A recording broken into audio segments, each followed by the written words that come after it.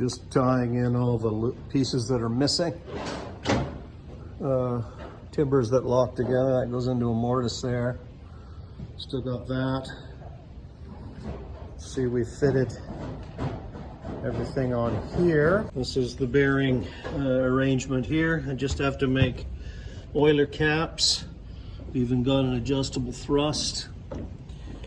They had hacked out the timber where the flower chute goes through. So we've patched all that back up. This was originally, well, not originally because some of the stuff is put together. It was cut out with a chainsaw, but it needs to be properly fitted so that it keeps the alignment of the stone hoist. You can see it here that it has to be fairly lined up. None of this was lined up. Reshouldered, sitting on maple now. Andrew's just fitting in some small other pieces.